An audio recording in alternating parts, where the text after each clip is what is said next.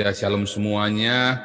Tema kita hari ini puasa lalim Islam. Luar biasa. Lu yang puasa, gua yang lapar.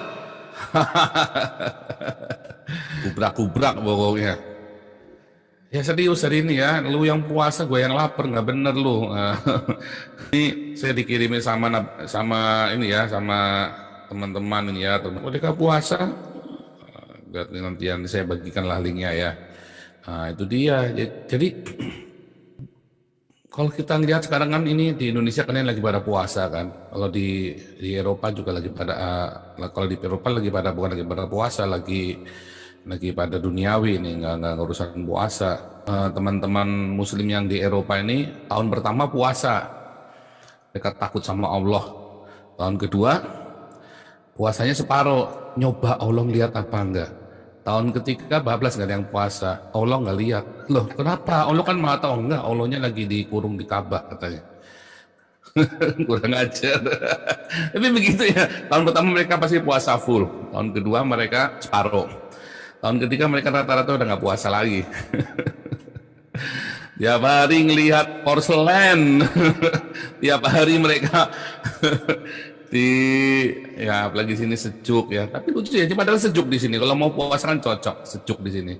Ya itulah namanya kan. Nah, ternyata kan tanpa tekanan mereka tidak akan melakukan ibadahnya. Artinya apa? Ibadahnya itu karena ditakut-takuti, diweden-wedenin. Nah, kalau di dalam Kristen nggak boleh begitu ya. Di dalam Kristen kita itu, di dalam ajaran kita itu, orang tuh takut sama Tuhan itu bukan karena ditakut-takutin, tetapi karena dia mengalami sendiri, dia menemukan perjumpaan pribadi, maka dia akan berbuat kebaikan, bukan karena dipaksa-paksa berbuat baik sehingga jadi munafik ya. Jadi teman-teman boleh nggak, kemarin saya nonton ya di channelnya Yusuf Manubulu, ada orang Kristen nanya, Kristen itu agama bukan? Ya ada dua, ya agama ya bukan. Tapi kalau kamu tanya di Indonesia, Kristennya jadi agama. Loh, kalau sudah dibaptis, yang boleh baptis apakah harus orang Kristen? Ya nggak harus loh. Kalau KTP-nya asli Islam gimana? Pertanyaan gitu kan. Apakah kalau Kristen diselamatkan? Ya enggak lah, enggak semua orang Kristen diselamatkan lah, hanya yang percaya Yesus. Gua kasih sayembara lu, gua udah bikin videonya, cuman kok nanti dikira saya sombong lagi ya kan. Saya udah bikin videonya tantangan loh, ini sama Sinandar, sama Amil Al-Qodri, sama Andi Christian. Yang bisa laporin gua ke polisi, gua kasih uang loh, gua kasih uang. Yang bisa laporin gua ke polisi penistaan agama nih, gua nih Nabi ke-26 Joseph Paul Zam yang meluruskan kesesatan ajaran Nabi ke-25 dan kecabulannya yang maha cabulullah. Kalau Anda bisa bikin laporan polisinya atas nama penistaan agama, gua kasih loh 1 laporan 1 juta, maksimum 5 laporan. Nah, supaya jangan bilang gua ngibul kan. Jadi kan 5 juta, bahkan 3, kan kasih 5 nih di wilayah Polres yang berbeda ya. Saya kasih 1 laporan 1 juta, jadi 5 laporan 5 juta. Gua kasih loh ya. Ya tinggal email ke hagios.eu@gmail.com. Hari ini kita tanya jawab Alkitab ya, tentang itu ya, masih temanya tentang jawab Alkitab tapi seputar puasa. Karena ada banyak sekali puasa sampai saya capek jawab satu-satu di WhatsApp. Teman-teman boleh nanya, tanya jawab. Wah, ini dia kirimannya dari Nabi Raja Uti. Lihat ya. Ini baru ya, ini baru. Restoran nekat buka siang hari, terancam penjara dan denda 50 juta. Gila ya, gila loh. Mereka nggak mikir loh, nanti mereka mau makan apa loh. Ya, nanti anaknya belum sekolah. FPI ini berarti mereka siapa? Oh, ini Satpol PP. Pemda ini. Gila pemdanya. Sontoloyo ini. Karena memang ini pemerintahnya yang brengsek. Ini pemerintah kota loh ya, Serang, Banten, melarang restoran, rumah makan, warung, nasi, dan kafe berjualan pada siang hari selama bulan Ramadan. Emang di Serang itu Islam semua? Enggak ya, setahu saya tuh Serang itu banyak orang Tionghoanya juga loh, dan banyak orang Kristen juga, walaupun gerejanya nggak boleh berdiri. Tapi di Serang ada gereja kan? Di Serang ada, yang ada main di Cilegon ya.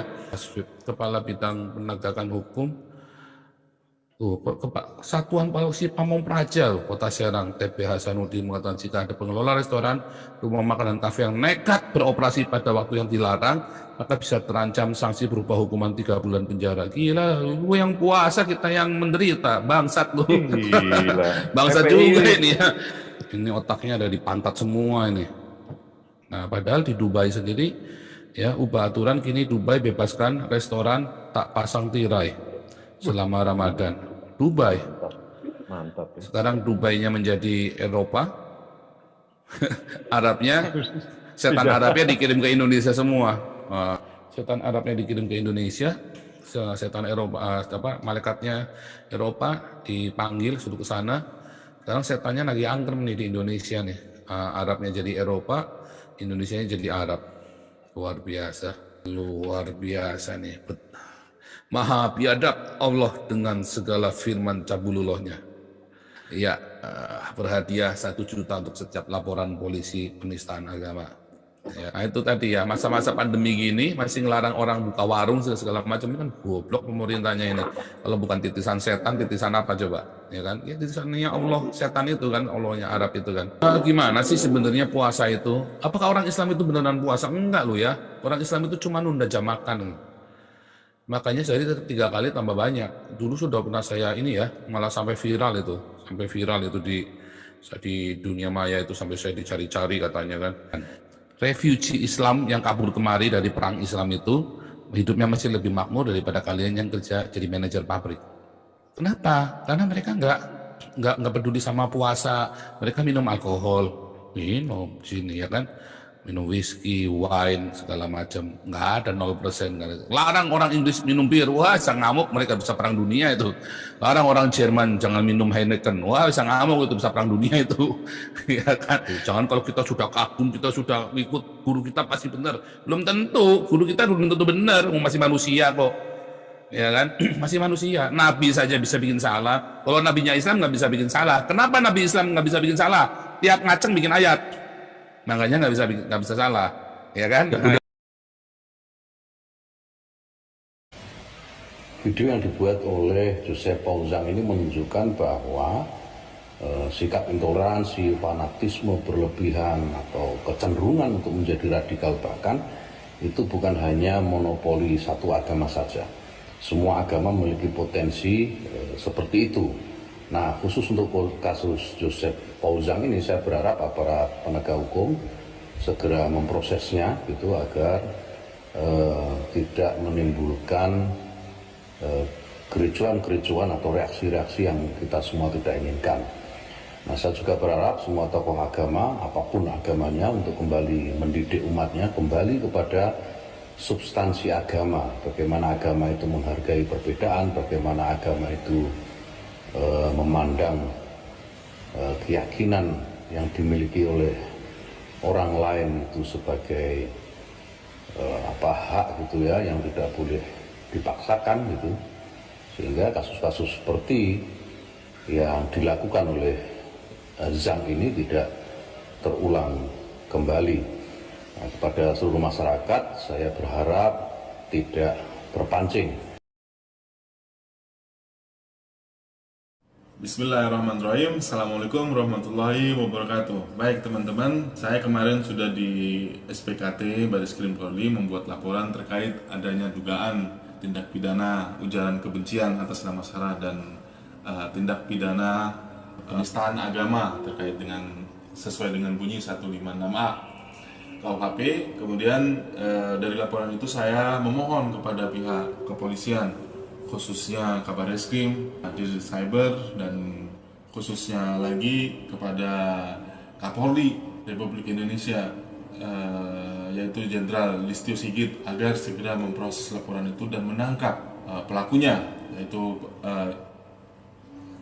Joseph Paul Zhang, di mana kalau hal seperti ini, ujaran kebencian, dibiarkan meluas dan itu dapat memicu konflik antar umat beragama, dan sangat disayangkan ketika ini dibiarkan. Saya khawatir akan muncul lagi Paul Zhang yang lain, dan ini kita tidak harapkan ini terjadi di kemudian hari. Oleh karena itu saya memohon betul-betul kepada pihak Kapolri, mau ini ada di luar negeri, mau ini ada di Hong Kong, saya berharap ini bisa segera ditangkap, karena akan meresahkan masyarakat yang ada di Indonesia. Tidak hanya dari umat Islam yang tidak suka dengan sikap dari Paul Zhang, tapi dari non-Muslim, kawan-kawan kita semuanya protes dan meminta kepada saya ini untuk segera dilaporkan dan diproses, dan memohon kepada pihak kepolisian untuk segera ditangkap orang-orang seperti ini. Dan kalau sampai ini dibiarkan, akan muncul lagi polzang-polzang yang lain, dan itu kita tidak harapkan. Demikian yang bisa saya sampaikan. Harapan kita semuanya yang sudah saya sebutkan tadi. Allahumma waffiq ila aqwamit thoriq. Wassalamualaikum warahmatullahi wabarakatuh.